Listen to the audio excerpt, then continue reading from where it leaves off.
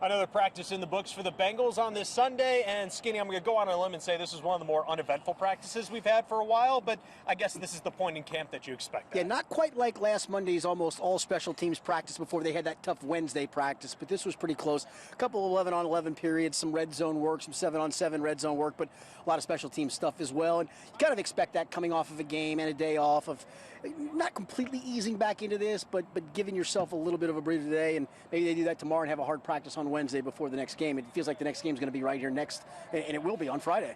Now, not just because it was more of a laid-back practice doesn't mean there still aren't things to talk about. I think the one that stands out during 11-on-11, it was Jamar Chase. Cook, Cam Taylor-Britt once again caught a very nice ball from Trevor Siemian for a long touchdown. Yeah, that's where I would think that you would hope Lou Anarumo would say, hey, I know it's practice and we're trying to rep some certain things, but don't leave me one-on-one with Jamar Chase. No one wants to be one-on-one with Jamar Chase. Why do you think so many teams play cover 2 against these guys? Because of what Jamar Chase did there. And Cam Taylor-Britt's had a really good camp and whatnot, but boy, trying to cover that guy one-on-one is really, really hard. And it wasn't even a great thrown ball, but it was certainly thrown at least on the money. Jamar Chase just had to make an easy catch for the touchdown. Speaking of that, later on in practice, DJ Turner, who we know as Flash, we've talked about, the rookie out of Michigan, there was an underthrown ball again. I believe it was from Trevor Siemian, yep. But he covered a lot of ground, was able to make a good play, and prevent another big play to Jamar Chase. Yeah, and it probably was underthrown, and Jamar did have a step or two, but the one thing about DJ Turner is his recovery speed. I mean, he can certainly run, and on that play, because the ball hung a little bit, it gave him a chance to show off his running ability, came across and just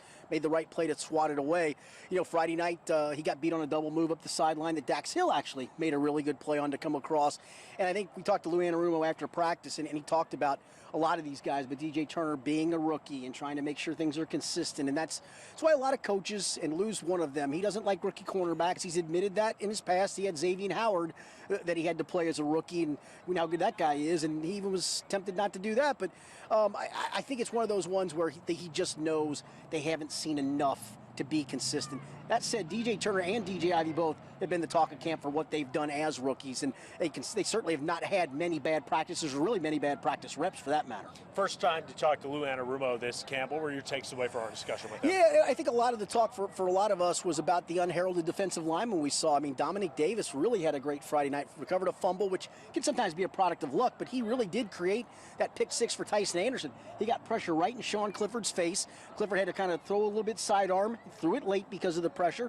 Tyson timed it up by making a perfect jump on the route for the touchdown. And he's had a couple of other moments in camp and in that game on Friday where he really flashed. Jay Tufele had a really good Friday. Raymond Johnson, we didn't talk to Lou about him. He had a really good Friday.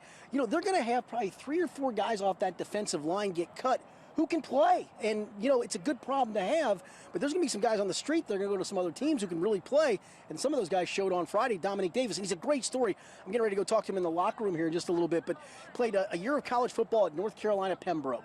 Came out, quit the NFL after a year due to some injury situations. Came back then and played in the USFL, and the Bengals signed him late last year, and here he is in this camp showing something. He's 27 years old. He's only got 1 year of NFL experience under his belt, but here he is grinding in camp and showing up on Friday in a game. I don't care if it's against backups, fifth stringers, or cones. He was really good.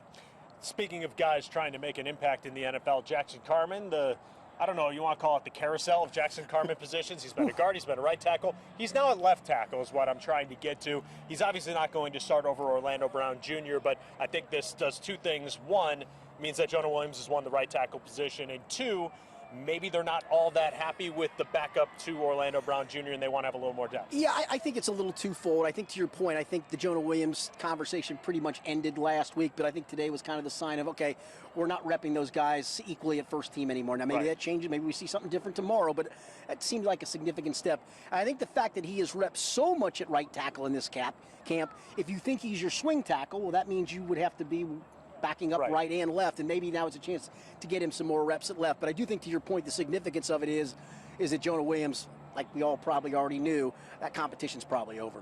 Speaking of competition, the safeties continue to be who's going to start, who's going to get a lot of playing time. Want to hit on Friday night, Tyson Anderson with the 2 interceptions.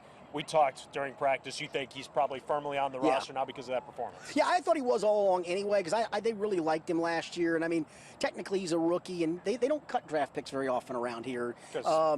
Yeah, some of that too. And, hey, when you're paying a lot of other guys, you got to have some guys on rookie deals, for goodness sakes. But if you had any doubts, if you were the staff, of what was he going to look like in a game, because he had 3 preseason games last year under his belt, played pretty good in those, and then got hurt. And I think that was more or less, he got hurt, and he probably could have come back earlier, but let's just stash him. Good way to stash him, without having to expose him to other teams on the practice squad by putting him on the IL list. And this year he's healthy, and he's trying to win a backup spot. And boy, what he did Friday was just spectacular. He had a pass breakup today that was a really good one too. And I wonder if it gets to the point where a kid like this, if he keeps doing these things, if he doesn't start pushing for some playing time. I think we've all assumed Jordan Battle's going to battle one of the 2 safeties, Dax Hill and or Nick Scott, for maybe some playing time. But maybe it's Tyson Anderson who does that. Maybe it's all. Maybe the other day you look up and you go, we've got a pretty nice deep safety room that's really young at this point. All right, we're still a lot of time away from the first game.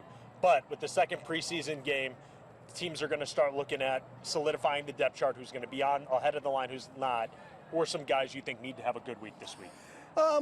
That's a great question. I think in that offensive line group, I think it's the interior guys, Cody Ford, Trey Hill, even Max Sharping. They're trying to get Max some center reps so he can be on the, they only carry 8 linemen on a game day.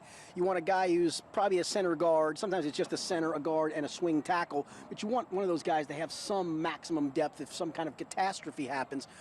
And I go back to that whole defensive line group. I don't think it has to have, but, are you going to force your way onto a roster that's really deep at that position? Those are the ones mostly for me. I waver at wide receiver. I think Stanley Morgan is on that cusp just because Andre Yoshavash flashed enough the other night to go, okay, he's a really good receiver, and you don't want to expose him. Does it come down to a Stanley Morgan, Michael Thomas special teams thing where Mike would be a 5th safety, Stanley be a 7th wide receiver? Well, those are kind of luxuries to have, but is it one or the other? Maybe you can stash the other one on the practice squad. You would hope they could. But, man, oh, man, I think it's going to be some really tough roster decisions for this team to make.